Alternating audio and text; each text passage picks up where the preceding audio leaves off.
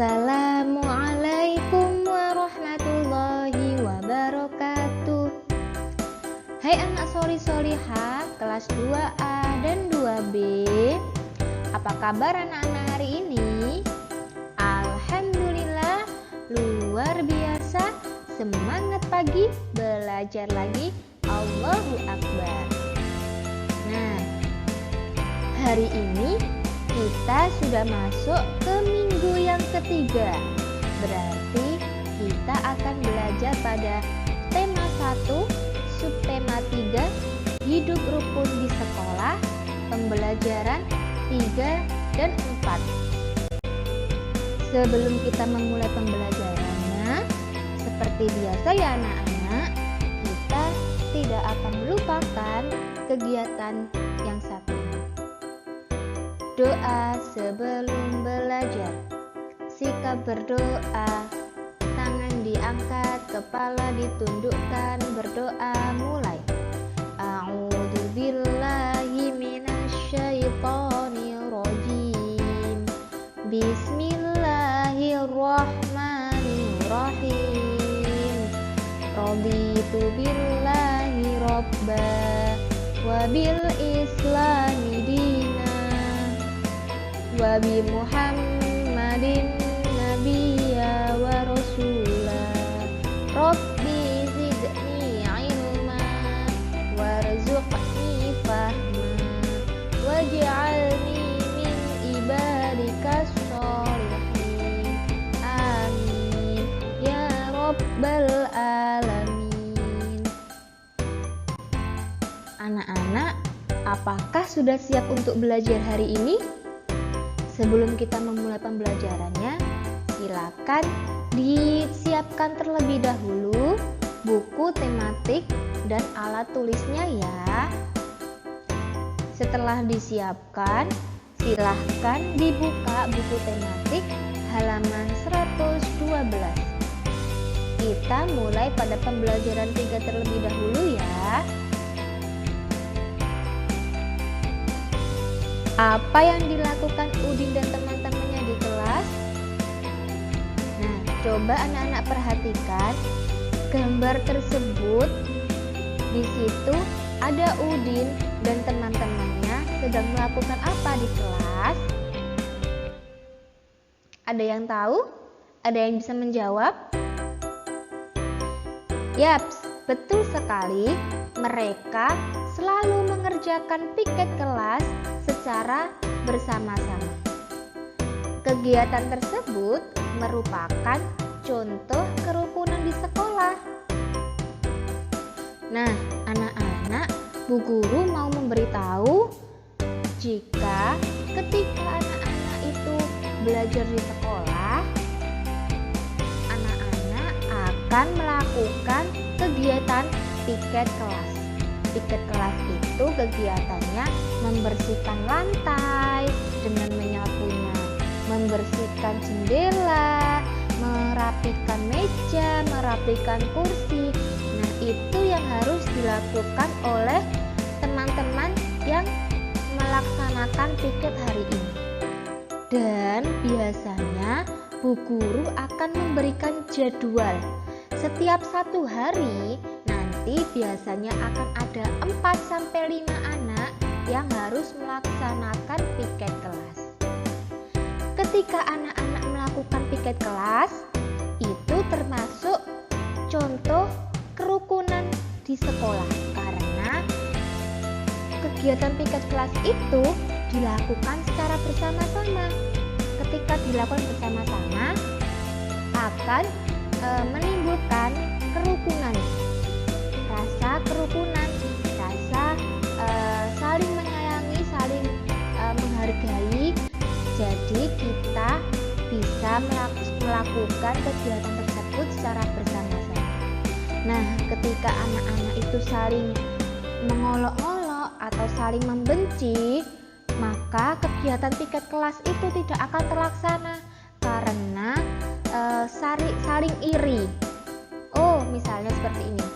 Oh, Bu Guru,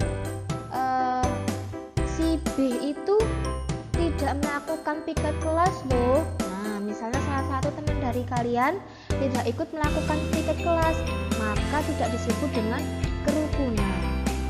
Ketika kita menyebut kerukunan di sekolah ataupun di manapun, itu kita bisa melakukan kegiatan secara bersama-sama. Setelah kita mengetahui kerukunan di sekolah itu seperti apa dan contohnya bagaimana, nah, apa manfaatnya ketika kita melakukan kegiatan bersama-sama? Kira-kira ada yang bisa menjawab apa manfaatnya? Yuk kita simak bersama-sama. Yang pertama, kita bisa menjaga kerukunan, saling menyayangi, saling menghargai, saling mengerti. Nah, itu akan menimbulkan rasa kerukunan.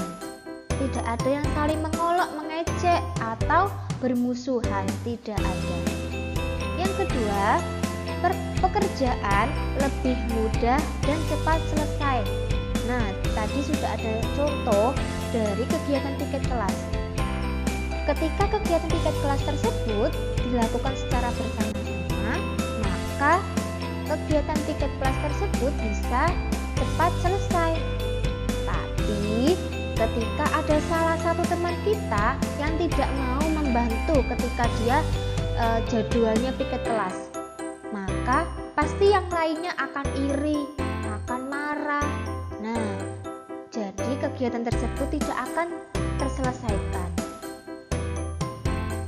Yang ketiga, yaitu beban tidak berat sebelah. Nah, ketika kita piket kelas, kita tidak jengkel, kita tidak marah. Jadi ketika kita melakukan bersama-sama, bebannya itu tidak ada di kita. Kita tidak akan marah kepada teman kita. Kita tidak akan mengolok-olok teman kita, dan kita tidak akan merasa capek. Ya, ketika kegiatan itu dilakukan secara bersama-sama, jadi beban tidak berat sebelah. Itu adalah manfaat ketika kita melakukan kegiatan secara bersama-sama.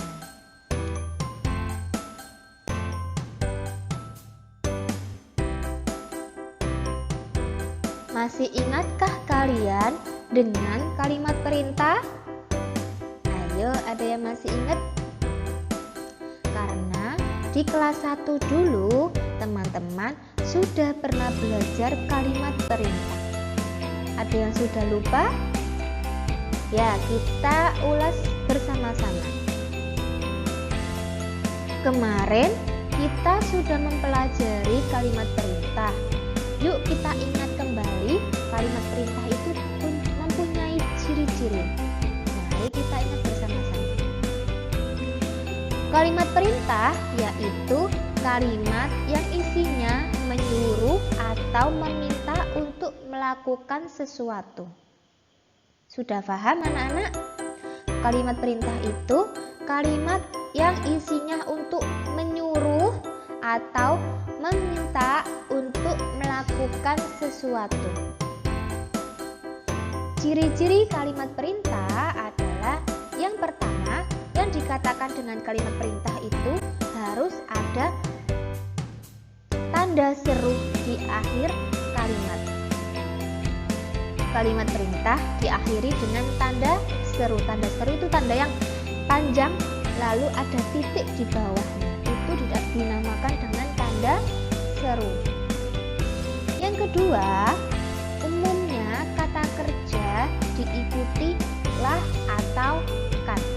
Jadi ketika kita membuat sebuah kalimat perintah harus ada kata lah atau kan. Namun jika tidak ada, harus ada tanda seru saja. Tetapi itu harus menunjukkan kalimat perintah. Kalimat perintah tadi kan menyuruh atau meminta. Itu yang kedua. Yang ketiga, kalimat perintah diucapkan dengan sopan. Nah, anak-anak, ketika anak-anak menyuruh teman kalian atau menyuruh siapapun atau meminta tolong siapapun, kita harus menggunakan dinamakan dengan kata yang sopan. Ketika dengan kata-kata yang marah, maka tidak dinamakan dengan kalimat perintah, tapi dikatakan dengan kalimat yang marah. Jadi ketika kita menyuruh atau meminta harus menggunakan ucapan yang sopan dan santun. Kita lanjut ya anak-anak. Silahkan dibuka pada halaman 113. Ayo membaca. Pada halaman tersebut sudah ada sebuah percakapan antara Udin, Siti, Edo, dan Beni. Yuk kita simak bersama-sama. Udin menjadi ketua kelas. Ia bertanggung jawab mengatur dan mengawasi kegiatan piket kelas. Bacalah percakapan di bawah ini dengan nyaring. Udin, teman-teman, bersihkanlah kelas sesuai pembagian tugas. Siti, siap Din, aku akan menyapu. Edo, aku akan menghapus papan tulis sampai bersih. Beni, akan aku membereskan lemari buku. Udin, terima kasih teman-teman. Ayo kita membersihkan kelas sebaik-baiknya. Nah, kira-kira pada percakapan Udin dan teman-temannya itu adakah sebuah kalimat perintah? Ada ya. Mari kita lihat bersama-sama percakapan mana yang disebut dengan kalimat perintah. Percakapan Udin, Siti, Edo, atau Beni. Kira-kira yang mana? Ya, percakapan Udin. Karena di situ ada kata kerja lah.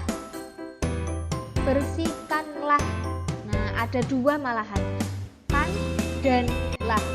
Bersih. Dari kata bersih. Dari kata bersih atau membersihkan. Lalu ditambahi kata lah. Nah, maka dari itu tadi masih ingat ya, ciri-ciri kalimat perintah itu harus ada kata kan atau lah. Di situ sudah ada salah satu cirinya. Lalu bersihkanlah kelas sesuai pembagian tugas.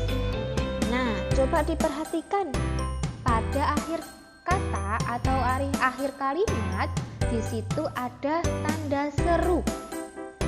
Di belakang kata tugas di situ ada tanda seru. Nah, itu juga termasuk ciri-ciri kalimat perintah. Nah, satu lagi, ketika kalimat perintah itu dinyatakan kalimat perintah yang baik dan benar, Udin meminta tolong teman-temannya membersihkan kelas sesuai pembagian tugas. Udin mengucapkan kalimat tersebut dengan kata atau dengan sopan dan santun, tidak marah-marah. Ya, itu baru dinamakan dengan kalimat perintah. Percakapan Udin adalah sebuah kalimat perintah. Nah, dari sini anak-anak ada yang masih belum tahu kalimat perintah? Ya, Bu Guru ulangi kembali. Ketika kalimat perintah itu ciri-cirinya harus ada tanda seru di akhir kalimat. Yang kedua, harus ada kata lah atau kan. Dan yang ketiga, kalimat perintah diucapkan dengan ucapan yang sopan dan santun. Nah, anak-anak sudah tahu ya apa yang diucapkan Udin tadi itu sebuah kalimat perintah. Tadi yang diucapkan Udin adalah, teman-teman, bersihkanlah kelas sesuai pembagian tugas. Nah, itu termasuk kalimat perintah. Kira-kira ada yang tahu nggak ya maksud dari kalimat perintah yang diucapkan oleh Udin? Ada yang tahu nggak maksud atau makna dari kalimat yang diucapkan oleh Udin? Kira-kira apa ya? Ya, Udin meminta teman-temannya untuk membersihkan kelas. Nah, jadi kalimat perintah yang diucapkan oleh Udin adalah Udin meminta teman-temannya untuk membersihkan kelasnya.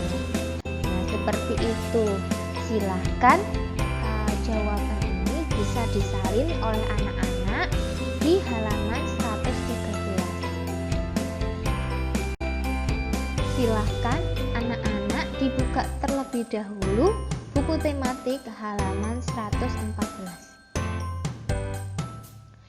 Yuk belajar menulis tegak bersambung. Nah, pada kalimat ini ada kata yuk. Jadi, Bu Guru mengajak kalian untuk menulis huruf tegak bersambung. Tulislah kembali kalimat sesuai contoh gambar halaman 114 ya, dengan menggunakan huruf tegak bersambung. Nah, pada halaman 114 itu ada sebuah tulisan yang ditulis oleh Udin di papan tulis. Perintahnya adalah anak-anak coba menulis kalimat tersebut pada kolom ini. Di buku kalian sudah ada. Nah, Bu Guru akan memberikan beberapa contoh saja. Tugas piket. Nah, di situ ada kata tugas piket. Menyapu lantai, membersihkan vas bunga, merapikan meja dan kursi, menghapus papan tulis. Nah, Bu Guru sudah memberikan 2 kalimat. Silahkan selanjutnya anak-anak melanjutkan tulisan tersebut dengan menggunakan huruf tegak bersambung ya. Semangat! Nah, anak-anak, kita akan belajar penjumlahan dan pengurangan. Sebelumnya, anak-anak sudah pernah belajar penjumlahan dan pengurangan? Sudah ya? Kita ketahui terlebih dahulu sebelum kita menjumlahkan atau mengurangkan sebuah benda.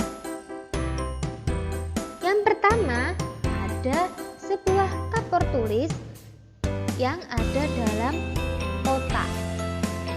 Nah, jumlah kapur tulis itu yang ada dalam kotak, satu kotaknya berisi 100 kapur. Yang kedua, ada satu ikat kapur tulis yang berisi 10 kapur tulis. Ingat ya anak-anak, ketika ada satu kotak kapur itu berisi 100 kapur, dan jika ada satu ikat maka berisi 10 kapur.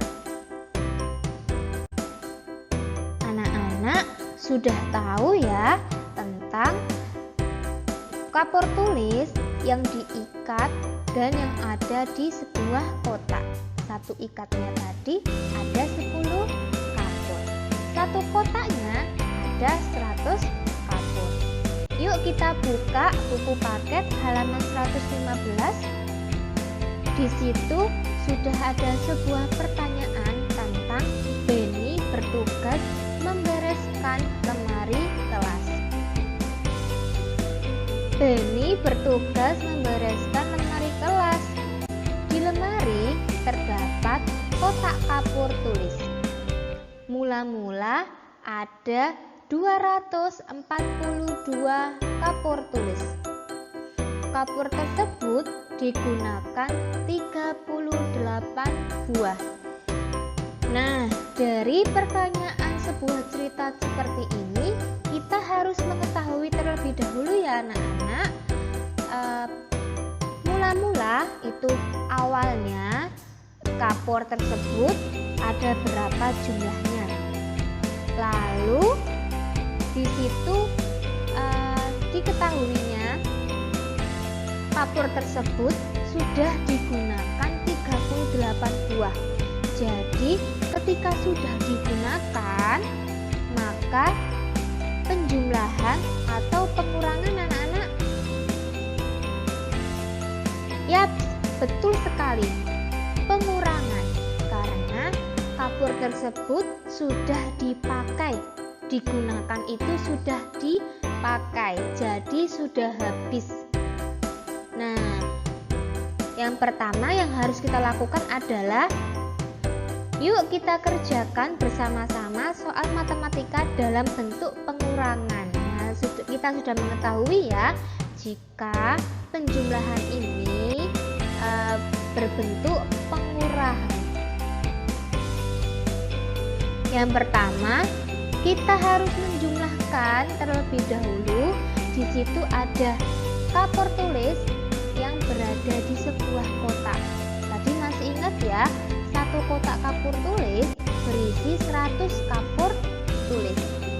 Ketika di situ ada 2 kapur tulis, maka 100 ditambah 100 sama dengan 200. Sudah ya? Lalu yang kedua, tadi satu ikat kapur tulis berisi 10 biji kapur tulis. Karena di situ ada 4 ikat, maka jumlahnya adalah 40 kapur tulis. Atau kita jumlahkan 10 ditambah 10 ditambah 10 ditambah 10, jumlahnya ada 4 kali, maka sama dengan 40. Yang terakhir, di situ hanya ada bijian kapur tulis, ada 2 biji saja. Nah, angka ini dari mana Bu Guru? Angka ini adalah angka yang mula-mulanya kapur tulis tersebut ada 242. 200 ditambah 40 ditambah 2. Hasilnya adalah 242.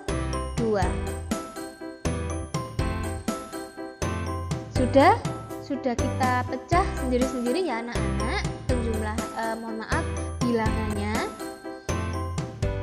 Yang kedua yang harus kita lakukan adalah hitung yang disilang. Ketika kita mau mengurangi atau dalam bentuk pengurangan, kita harus hitung yang disilang terlebih dahulu.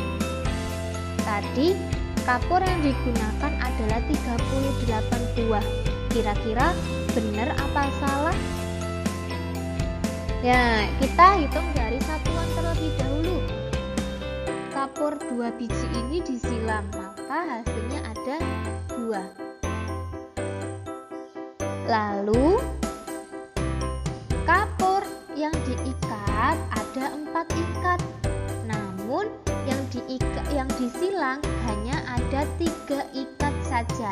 Jadi jumlahnya adalah 30. Sudah ketemu 30 ya. 30 ditambah 2, 2-nya dari yang satuannya di belakang. Hasilnya adalah 32. Kira-kira sudah benar apa salah? Belum ya, belum kita ketahui, belum kita menemukan jumlah 38-nya. Jadi ada satu ikatnya ini dipecah. Satu ikatnya ini dipecah menjadi 2 bagian. Karena di situ yang disilang ada 3, maka itu jumlahnya ada 6 biji kapur tulis yang disilang. Ya, tadi yang diikat itu ada 30 ditambah 6 biji, maka hasilnya adalah 36. Kita sudah menghitung ya yang disilang ya anak-anak. Lanjut, ketika sudah mengetahui jumlah saja yang ada pada kapur tersebut. Nah, kita hitung yang di bawah. Di situ ada 4 kapur tulis. 4 kapur tulis bijian, maka jumlahnya ada 4.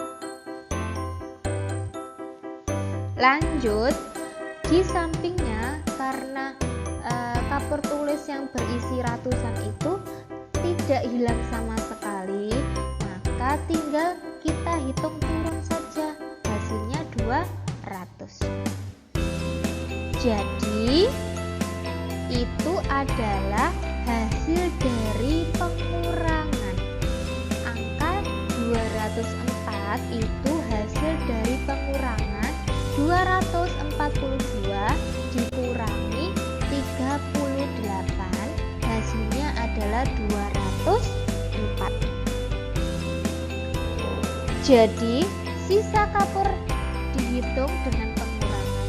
Jadi sisa kapur ada 204. Dari sini anak-anak ada yang masih bingung? Jika masih bingung, yuk kita lanjut. Nanti akan Bu Guru jelaskan kembali. Kita lanjut ya anak-anak. Nah, tadi itu adalah menghitung dengan pengurangan. Nah, ketika kita menghitung itu, kita bisa menggunakan cara panjang atau pendek. Pengurangan dapat dilakukan dengan cara panjang atau cara pendek. Ketika kalian tadi yang Bu Guru jelaskan masih bingung, kita bisa menggunakan cara seperti ini. Yang pertama, kita berhitung pengurangan dengan cara panjang terlebih dahulu. Pertama tadi ada angka 242. Ketika angka 242 itu kita pecah, maka 200, ratusan kita pecah, 200 ditambah puluhan, puluhannya ada angka 4, maka 40. Satuannya ada angka 2, maka 2 satuan. Sudah ya, sudah kita pecah ya anak-anak. Lanjut. Nah, di sini karena 4 karena satuannya itu masih satuan, kita mohon maaf karena puluhannya ini 40, bisa kita pecah lagi anak-anak untuk menambahkan angka satuan 2 itu. Kita pecah ya, 200 ditambah 30, 30 itu dari angka 40 tadi. Kita pecah 30 ditambah 10. Nah, 30 ditambah 10 itu hasilnya 40. Yang tadi di atas 40-an. Ya, anak-anak. Lanjut. 242 tadi ketika dipecah 200 ditambah 30-an tadi kita tulis lagi di bawah 30-an ditambah 12. 12 ini dari mana Bu Guru? 12 ini dari 10 ditambah 2. Nah, puluhan yang 10 dari angka 40 tadi dipecah ya menjadi 30 dan 10. Nah, sekarang 10 ditambah 2 hasilnya adalah 12. Sudah ya, di sini tidak ada angka satuan. Sudah dipinjam. Jadi namanya peminjaman. Angka satuan pinjam di angka puluhan. Pinjam itu hanya angka 1 saja atau 1 puluhan atau 10. Jadi 10 ditambah 2 hasilnya adalah 12. Kita lanjut ya anak-anak. Karena sudah meminjam, kita hitung pengurangannya. Tadi kapurnya sudah digunakan sebanyak 38 kapur. Nah, 38 ini ketika kita tulis dalam pecahan, maaf kita pecah, maka ada puluhan dan satuan. Ya, ada puluhan dan satuan. Puluhannya adalah 30, satuannya adalah 8. Jadi 30 ditambah 8. Kita jumlahkan atau kita kurangi pengurangan. Caranya yang pertama adalah kita hitung bagian yang belakang terlebih dahulu. Kita hitung yang belakang terlebih dahulu. Kita tidak boleh menghitung dari yang 200 atau dari ratusan atau dari puluhan. Tidak boleh ya anak-anak. Kita hitung dari yang belakang terlebih dahulu. Karena tadi yang angka satuan 2 itu sudah pinjam di angka puluhan, maka sudah bisa dikurangi. Sudah menjadi angka 12. 12 dikurangi 8, hasilnya adalah 4. Nah, hasilnya adalah 4. Lalu tadi yang puluhan itu sudah ada 30 dikurangi 30. Ketika 30 dikurangi 30, hasilnya berapa? Hasilnya adalah 0. Jadi kita tinggal hitung ratusannya karena 200 itu di bawahnya tidak ada angka sama sekali, maka bisa langsung turun. Jadi hasilnya adalah 200 ditambah 0 ditambah 4, maka hasilnya adalah 204. Ini adalah pengurangan dengan cara panjang. Namun kita bisa menghitung pengurangan dengan cara pendek juga loh ya. Ayo kita belajar bersama-sama dengan angka yang sama. 242 dikurangi 38, maka hasilnya sama atau berbeda? Kita hitung bersama-sama dengan cara pendek. Mula-mula kita harus menghitung terlebih dahulu. Kurangkan satuannya. 2 tidak bisa dikurangi 8. Nah, jadi kita hitung angka satuan terlebih dahulu anak-anak. Ya, kita hitung bagian yang belakang atau angka satuannya. Nah, ketika angka 2 itu tidak bisa dikurangi 8, maka kita pinjam di angka puluhan, yaitu angka 4 dari 4 puluhan.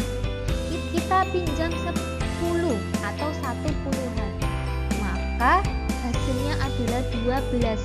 Jadi ketika angka 2 itu sudah kita tambahkan 1 puluhan untuk pinjam yang angka puluhannya di depannya, maka hasilnya adalah 12. Sehingga 12 dikurangi 8 sudah bisa ya anak-anak. 12 dikurangi 8 sama dengan 4. Nah, hasilnya adalah 4. 12 dikurangi 8 hasilnya adalah 4. Sudah? Kita sudah menghitung di angka satuannya. Lanjut kita hitung di angka puluhan. Ingat ya, tadi 4 puluhan telah dipinjam 1 puluhan oleh angka 2 satuan. Maka dari itu hanya sisa angka 3. Ya, 4 itu sudah hilang 1. Jadi 4 dikurangi 1 hasilnya 3. Yaitu 3 puluhan. Kira-kira ketika 3 dikurangi 3, maka hasilnya berapa? Hasilnya adalah 0. Ya, 3 dikurangi 3 hasilnya adalah 0. Sudah? Dari sini sudah paham?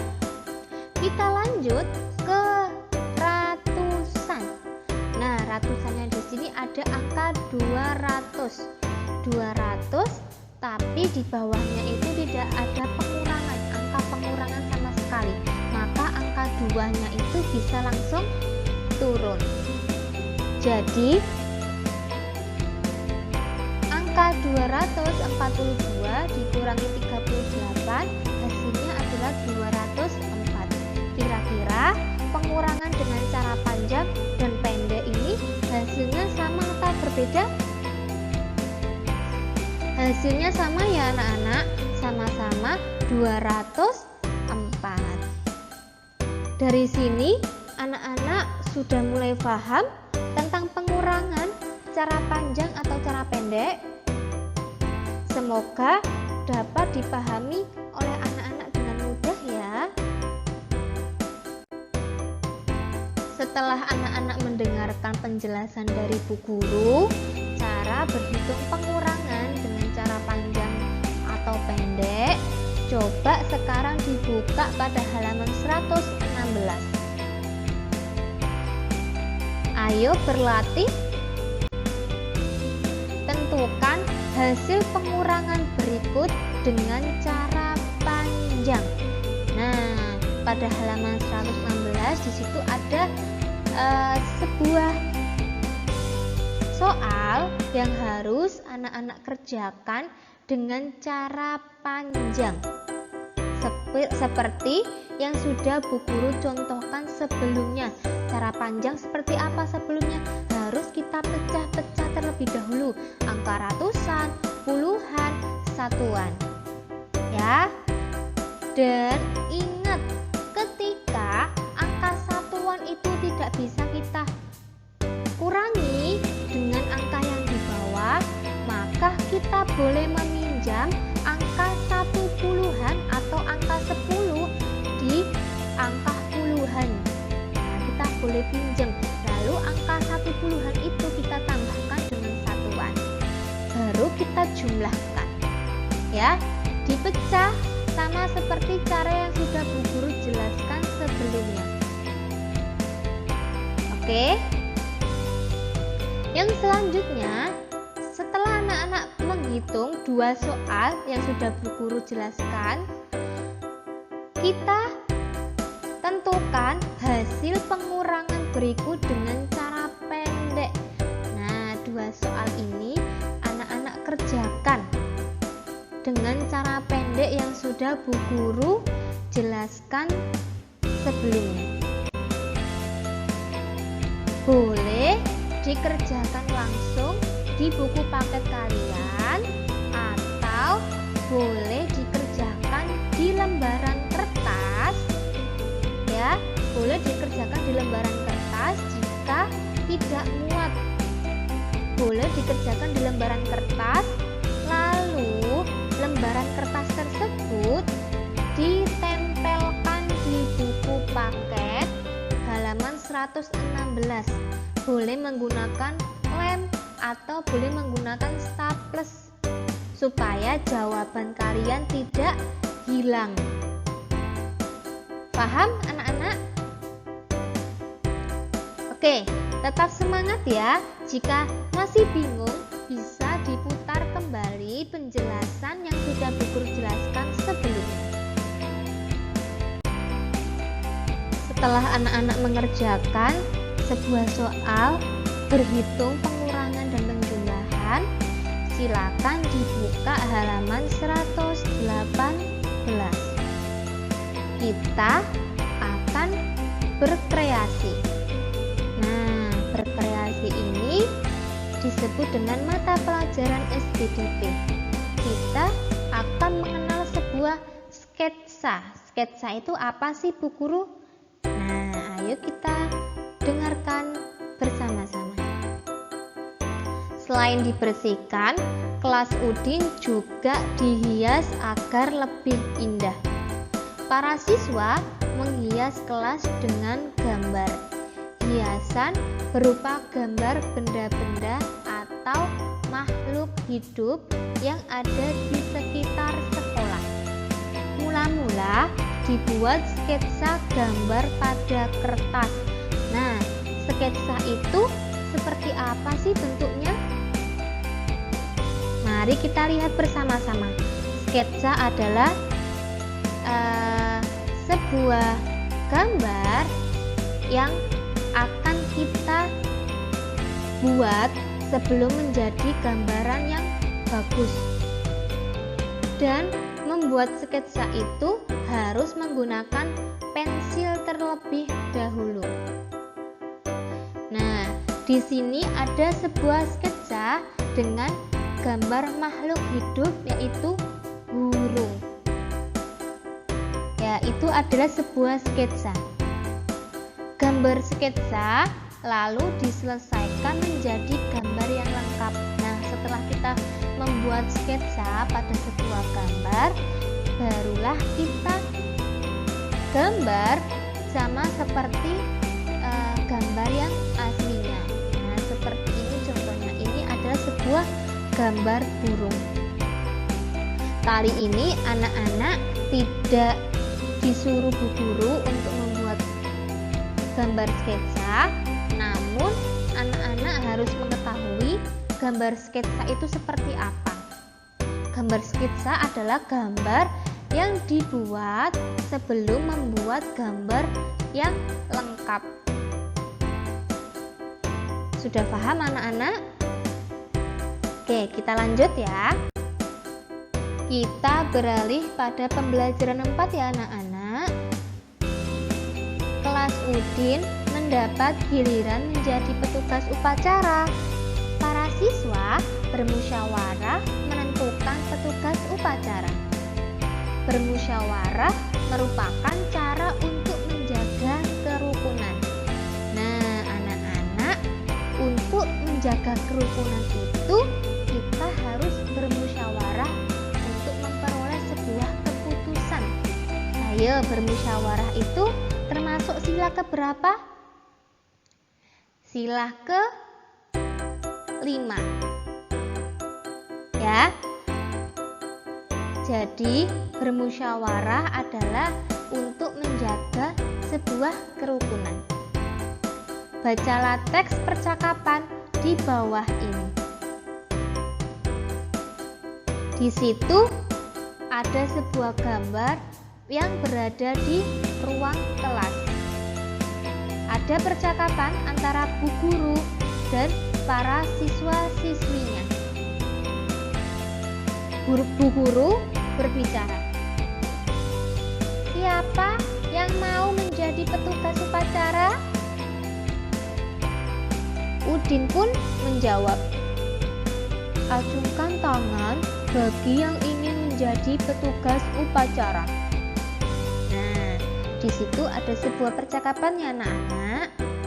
Pada diskusi di samping, manakah yang termasuk kalimat perintah? Ayo, ada yang sudah tahu? Pada percakapan tersebut atau diskusi tersebut ada yang menjadi kalimat perintah. Kira-kira yang mana ya? Ada yang sudah tahu? Ya, betul sekali. Pada ucapan si Udin. Acungkan tangan bagi yang ingin menjadi petugas upacara. Nah, tadi petugas upacara. Tadi kalimat perintah adalah mempunyai ciri-ciri harus ada kata kan. Lalu di belakang kalimat ada tanda seru.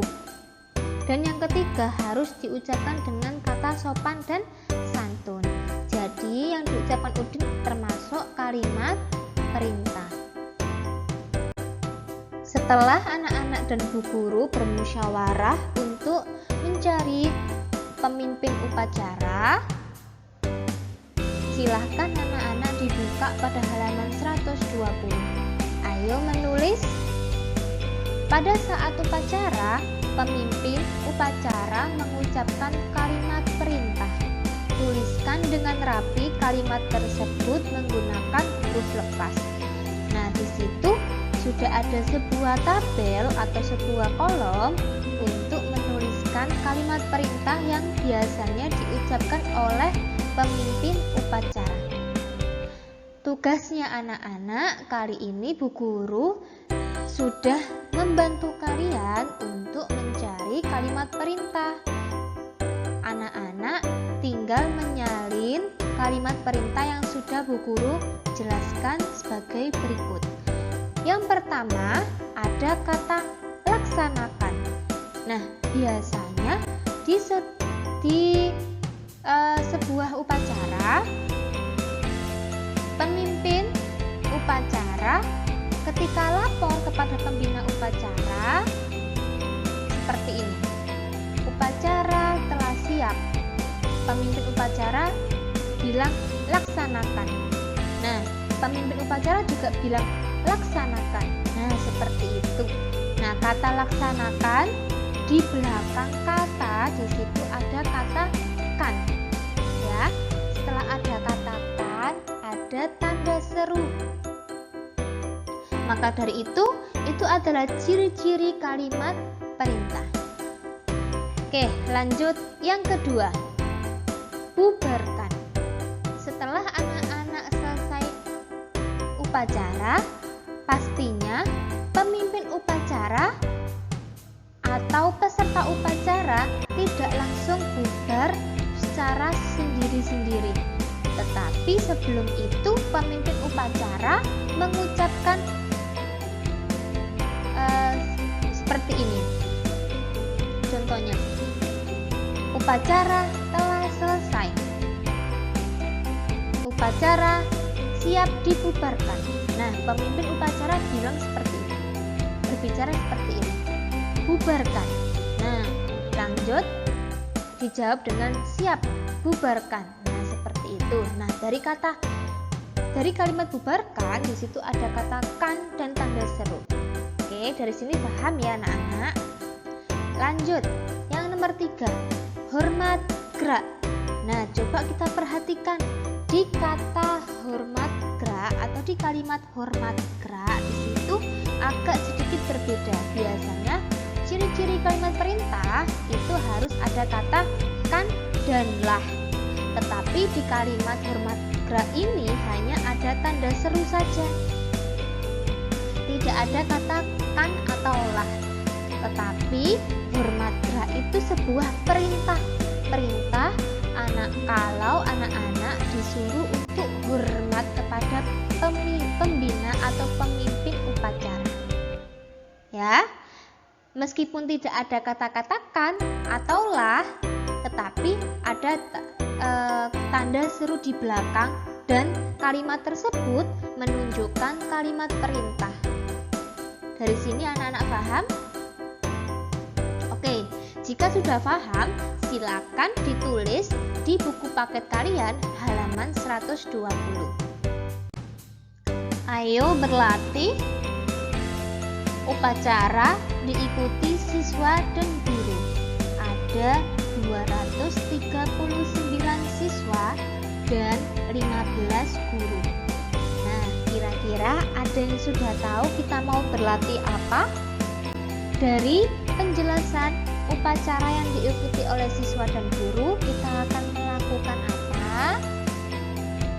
Ya, betul, kita akan melakukan penjumlahan.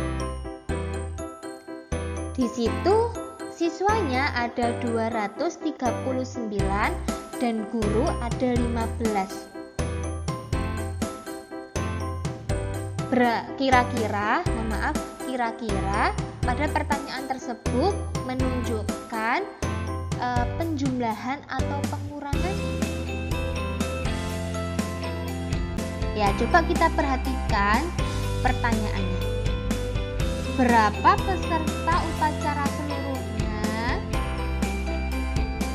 Ayo, berapa peserta upacara seluruhnya? Ketika kita ditanya ada pertanyaan berapa, maka harus dijumlahkan ya. Karena ditanya berapa keseluruhannya.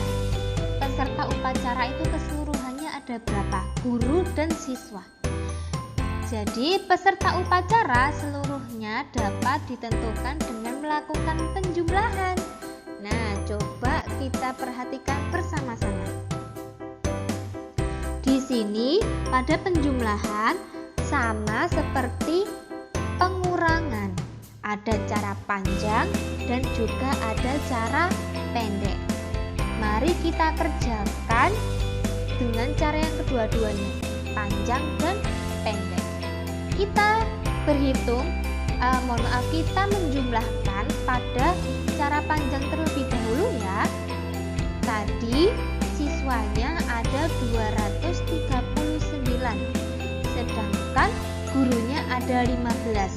Nah, sudah kita tulis ya. Lalu cara panjang yang pertama yaitu sama seperti yang pengurangan tadi, harus kita pecah terlebih dahulu, ratusan, puluhan, dan satuan. Nah, kita pecah terlebih dahulu 200. Ratusan ada 200, maka kita tulis 200. Lanjut di angka puluhan, di situ ada angka 3, yaitu 30. Lalu di satuan ada angka 9, maka 9 satuan. Dari sini sudah paham? Kita pecah terlebih dahulu. Lanjut, sedangkan gurunya ada 15 guru. Ya, ada 15 guru. Kita pecah terlebih dahulu. 15 itu hanya ada puluhan dan satuan saja. Puluhannya ada 1 yaitu 10. Satuannya ada angka 5 yaitu kita tulis 5. Sudah? Di sini kita sudah pecah semuanya ya anak-anak. Tinggal kita jumlahkan atau kita tambah. Penjumlahan itu ditambah.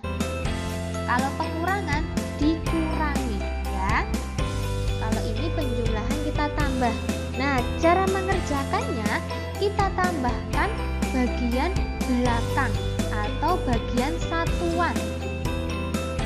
Kalau penjumlahan enak ya anak-anak, tidak ada cara pinjam meminjam, tinggal kita jumlahkan. Oke, 9 ditambah 5 sama dengan 14 ya. 9 ditambah 5 sama dengan 14. Lanjut kita jumlahkan yang puluhan.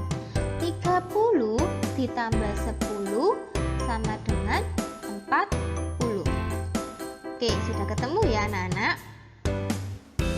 Nah, di sini ada ratusan.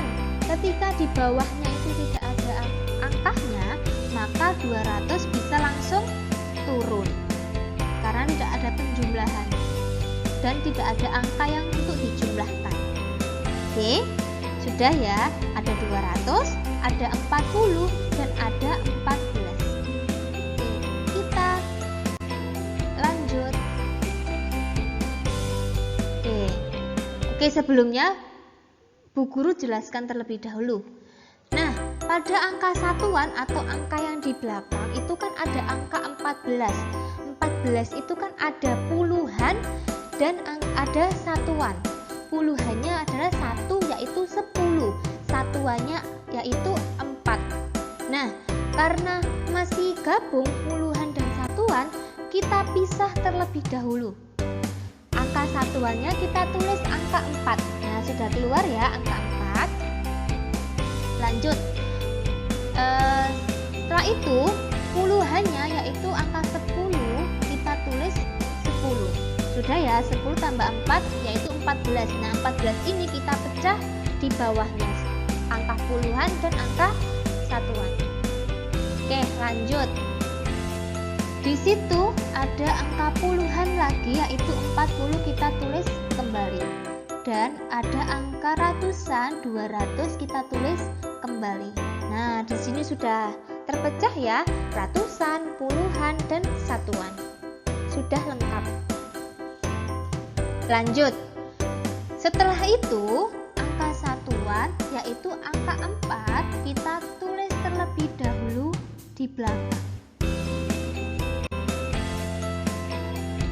Mohon maaf.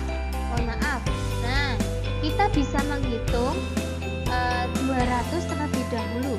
Nah, 200 itu kita tulis karena tidak ada penjumlahan, kita lanjut tulis 200. Setelah itu angka 40 ditambah angka 10 karena sama-sama puluhan ya anak-anak. Karena sama-sama puluhan, maka 40 ditambah 10 hasilnya 50. Setelah itu angka satuan 4 bisa kita tulis langsung di bawah. Nah, sudah ketemu ya anak-anak, ada bilangan ratusan, bilangan puluhan, dan satuan. Sudah lengkap ya, tidak ada yang double, sudah satu-satu semuanya. Oke, selanjutnya di situ ada 200 ditambah 50 ditambah 4. 200 tambah 50 hasilnya 250. 250 ditambah 4 maka hasilnya adalah 254. Nah, ini adalah cara panjang, penjumlahan dengan cara panjang. Nah, coba kita hitung dengan cara pendek. 239 ditambah 15. Nah, kalau cara pendek tinggal kita hitung saja. 9 ditambah 5. Nah, kita hitung dari belakang ya teman-teman. 9 ditambah 5 tadi adalah 14. Karena 14 itu ada puluhan dan satuan, maka yang satuan yaitu angka 4 kita tulis di bawah. Ya, angka 4 atau angka satuan itu kita tulis di bawah di penjumlahannya. Lalu angka 1 puluhannya di mana Bu Guru? Angka 1 puluhan atau angka 10 kita tulis di atas angka 3. Kita tulis 1 saja. Ya, kita tulis angka 1 saja di atas angka 3 atau di atas angka puluhan. Sudah? Oke, kita lanjut. Di situ ada 3 ditambah 1 pada angka puluhannya. 3 ditambah 1 berapa anak-anak? 4. Oke, 3 tambah 1 yaitu 4. Karena di atas angka 3 itu ada angka 1, karena ketambahan dari penjumlahan yang satuan di belakangnya, maka kita tambah tadi 4 ditambah 1 lagi. 4 ditambah 1 hasilnya 5. Oke, puluhannya sudah ketemu. Sekarang tinggal ratusan. Ada 2 ratusan. Karena di bawah angka 2 itu tidak ada angka penjumlahan, maka angka 2 bisa langsung kita tarik ke bawah. Nah, sudah ketemu ya anak-anak. Hasilnya adalah 254. Kira-kira penjumlahan cara panjang dan cara pendek hasilnya sama atau berbeda? Sama ya. Jadi jumlah peserta upacara seluruhnya ada 254.